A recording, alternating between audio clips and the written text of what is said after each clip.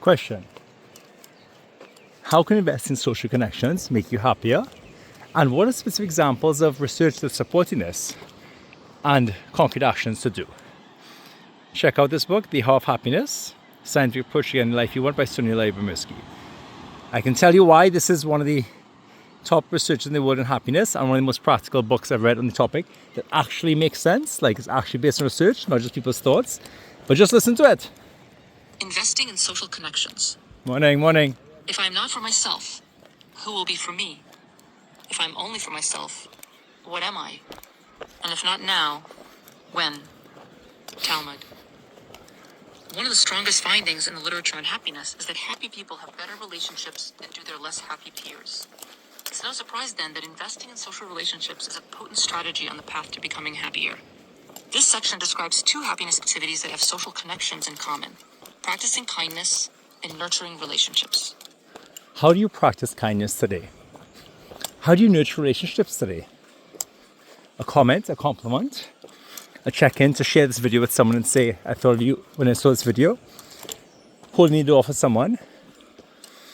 Randomly treating someone to a coffee anonymously. Pay for the next person in line. What could you do? It could take a minute. It can be very small. Build a habit, like a bicep curl. You think this does anything? Not much, but it builds a habit, right? What's the equivalent of this? You don't have to be in the gym for an hour. Happiness activity number 4, practicing acts of kindness. From a very early age, we are inculcated with the idea that kindness and compassion are important virtues. Of course, we are taught to develop and apply these virtues for their own sakes, because it is the right, good, and ethical thing to do. What scientific research has recently contributed is evidence that practicing acts of kindness is not only good for the recipient, but also good for the doer. It may be ironic, but being kind and good, even when it's unpleasant, or when one receives nothing in return, may also be in the doer's self-interest. This is because being generous and willing to share makes people happy. To be sure, the notion that doing acts of kindness can make a person feel good is not exactly novel.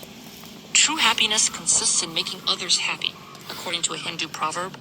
And Scottish born essayist Thomas Carlyle quipped that, without kindness, there can be no true joy. Sorry, what's that? Morning. That's okay? Huh? I'm doing a video blog. That's okay? YouTube? Yeah. What's your name? What's your YouTube channel? Joseph J.A.Y. Williams. Joseph. J.A.Y. Williams. Alright. You want to say something for it? Charlotte will look good all the time. I'm recording one about happiness. You want to say something? What do you do to be happy? Make my life easy. How you make your life easy? Well, come and do an honest day work. And you find honest day work makes you happy? Yeah. Well, actually, you're exactly on point, because one of the chapters in here is about having purpose in your life. Right. And that's exactly what the scientist kind of tries to back up. Nope. And all times I recommend people to come to Charlottesville, because Charlottesville is the capital of paradise. Charlottesville is the capital of paradise. Yeah, man. All right, That's take it. yeah. What's your name? Shadrach Carrington. Shedville? Shadrach. S-H-E-D-R-A-C-H. Shadrach Carrington. Okay. Yeah. Well, let me give you a card, and then you could look this up, and you could always feature in more of them or make some suggestion. 1 second. How about D-Wonga? D-Wonga. D-E? Yeah. W-O-N-G-E-R? Yeah. Okay, we'll check them out. D-Wonga. She's a Kenyan. Kenyan, okay. Yeah. D-E-W-O-N-G-E-R. Yeah. We'll check her out, thanks. Right, and you ever about African tigress? No? Okay, African tigress. Yeah. Oh, you seem like a YouTube expert. I could be everyone, check these out, yeah? Yeah, no problem. All right, see you, Sheldrick. Nice thoughts, but their veracity had until recently not been tested using the scientific method. To this end, my collaborators and I conducted a happiness intervention in which we recruited participants into 2 groups and asked them to perform 5 acts of kindness per week over the course of 6 weeks. The first group was instructed to do these acts anytime throughout the week, but the second group was instructed to do the 5 acts on one single day each week. Every Sunday night, our participants turned in their kindness reports, in which they described the acts of kindness they had done. The acts that they performed ranged widely, from very small, helpful behaviors to fairly big ones, like washed someone else's dishes, donated blood, stayed with a friend on her first night at a new place, visited a nursing home, helped a stranger with computer problems, gave a homeless man $20, and, my personal favorite, told the professor thank you for his hard work. As expected, being generous and considerate made people happy. That is, the participants who committed acts of kindness experienced a significant elevation in their happiness. But interestingly, this boost was reported only by those who showed their weekly generosity all in one single day. Interesting. So although both groups who committed kind acts described themselves as being much more helpful after the intervention than before, the group that was instructed to distribute its 5 weekly acts of kindness over the course of the week didn't become any happier. Why? My hunch is that because many of the kind acts that the participants performed were small ones, spreading them over 7 days might have diminished their conspicuousness, or made them less distinguishable from the participants' habitual kind behavior. After all, most of us do minor, thoughtful, and helpful things on a regular basis, and we may not even be aware of it.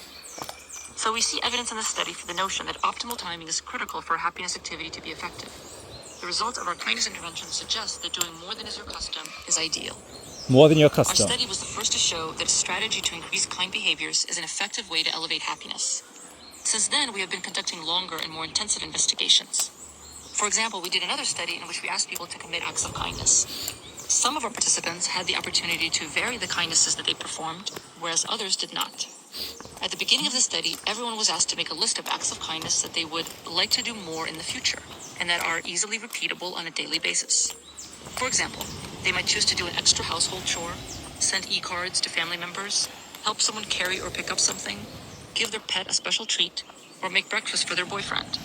Those in the high variety condition could mix and match any 3 acts they wanted to do each week, but those in the low variety condition had to perform the same 3 acts every week for 10 weeks in a row. This second kindness study confirmed for us once again that doing acts of kindness on a regular basis makes people happy for an extended period. But the extent to which people vary what they do makes an enormous difference.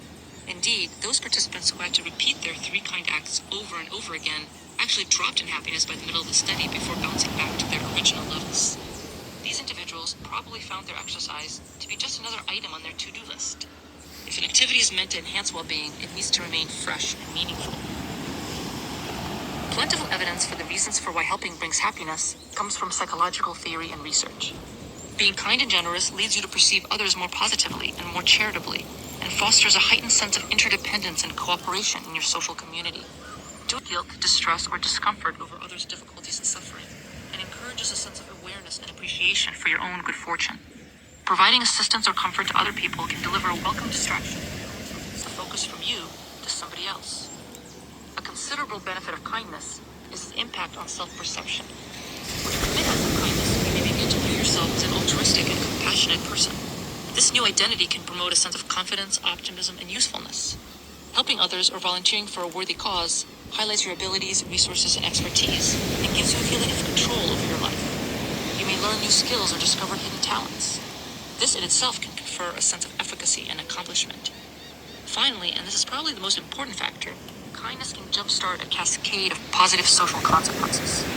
Helping others leads people to like you, to appreciate you, to offer gratitude. It also may lead people to reciprocate in your times of need. Helping others can satisfy a basic human need for connecting with others, winning you smiles, thankfulness, and valued friendship. If you decide to become a more generous, compassionate, and giving person, you will know what you should do. Ever babysat for a harried parent when you weren't asked? Ever traveled to see a friend in need? Donated your money or your time? Smiled at someone who needed a smile even when it was the hardest thing to do at that very moment? Needless to say, the options for helping are unlimited. You only have to open your mind to the possibilities for kindness. If you look with fresh eyes, they are all around you. Furthermore, no particular talent, measure of time, or amount of money is required. The deed need not be grand or complicated. Moreover, if you're ever at a loss about what act of kindness, generosity, or charity to carry out, you need to look no farther than your home, your workplace, or your community. You don't have to be a Mother Teresa or the Dalai Lama. The acts can be small and brief. The first step in practicing the kindness strategy is to select which acts you intend to do, how often, and how much. The results of my intervention studies suggest that this is an important decision point. If you do too little, you won't obtain much benefit and happiness. If you do too much, you may end up feeling overburdened, angry, or fatigued. My suggestion is to pick 1 day per week, and on that day, and on no others, commit 1 new and special large act of kindness, or alternatively, 3 to 5 little ones. I say new and special because we likely already dole out numerous small and large kindnesses every day, and the kindness strategy calls for doing something extra. If you already volunteer at a hospital once a week, then resolve to do something else. Variety is the spice of life.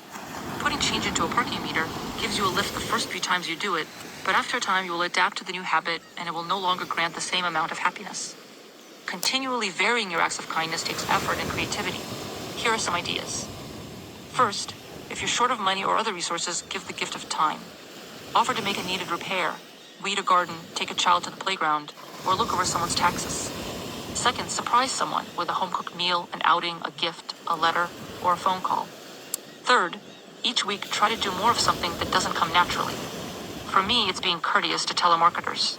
For another person, it may be fully listening with eye contact to a friend's concerns. Fourth, work to develop your compassion. That is the willingness and ability to sympathize with others' plights and points of view. It may be a cliche, but it's really very difficult to put yourself in another person's shoes, to see the world from his perspective. Imagine what it would be like to be unable to pay your bills, to be laid off, to care for a disabled child, to be illiterate, or to be too weak to change a light bulb. Offering assistance each week to such a person can help enhance your gratitude and develop and reinforce your compassion. Fifth, at least once a week, do a kind deed about which you tell no one, and for which you don't expect anything in return. This will fortify your conviction that you are not being generous solely for approval and admiration, and this will deepen your sense of value, meaning, and self-worth. Remember that acts of kindness often have ripple effects. The recipient may be cheered, surprised, or comforted, and your thoughtful act may trigger him to return the favor to other individuals, who may in turn be more generous the next day, and so on.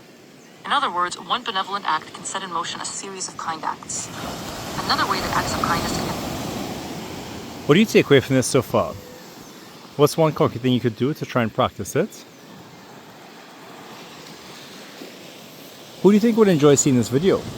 Who can be your hashtag accountability buddy for doing small acts of kindness? Is it helpful to scrub back and find one or two things you could do and set a SMART goal? Specific, measurable, actionable, realistic, and time bound. Today at 3 p.m. I'm going to do X. Buy someone's coffee. Put change in a parking meter. Tell someone thank you and smile at them. Now the one thing I think I have a different opinion on, curious what Sonia thinks or what she'd say, is that I think the 1 day a week could be better, let's say. But my concern is that it's actually hard to remember to do that. So is it like every Wednesday after dinner? Every Tuesday at lunchtime? So I actually wonder if what she said about variety is the spice of life is the way to do it, which is build the habit like brushing your teeth. Every lunchtime, do one small thing or just think of a small thing like that you could do. And then, maybe then do a big thing, right? On Friday or Thursday. But I think the thing is, if you want to build a habit, it helps if it's like brushing your teeth. Like once a day, cognitively. Just like morning, lunch, some kind of cue, right? Think about like, or set an alarm, right? Set a little calendar event. 2-minute happiness, right? Every day at 11:34, for example. So you can put it on your calendar right now, and then you do it every day. Just a building habit. Like, you know, that one bicep curl won't have a big difference, but doing it every day will remind you. And then you do 10 of them with a hard weight on a day you're choosing, Wednesday, Saturday. And again, technology makes it easy. Send someone a message. Send them a voice message or a video. Just say, hey, I was thinking about you. I hope you're having a good day. Or go to AI right now and say, Gen AI, using Sonia Lyubomirsky's The How of Happiness book, give me 10 ideas for small activities I can do that are acts of kindness that scientific research shows will help me feel better, and give it to me as a SMART goal that specifies when I will do it.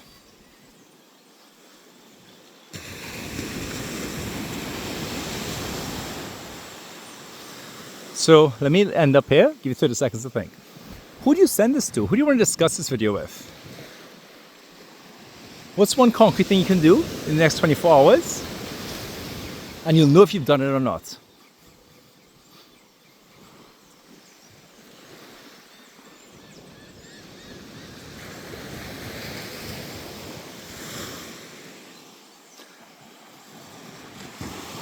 Give you 15 more seconds to think about that.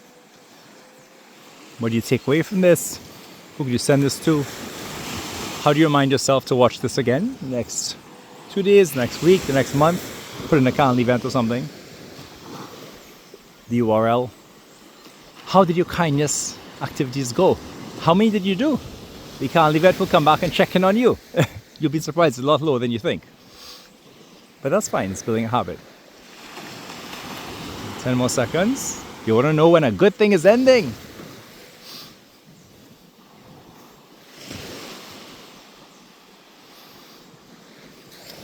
Well, mine for today was 15 minutes recording this when I could be splashing in that water, especially as I have to leave at 8:30. Hope it helps in some way.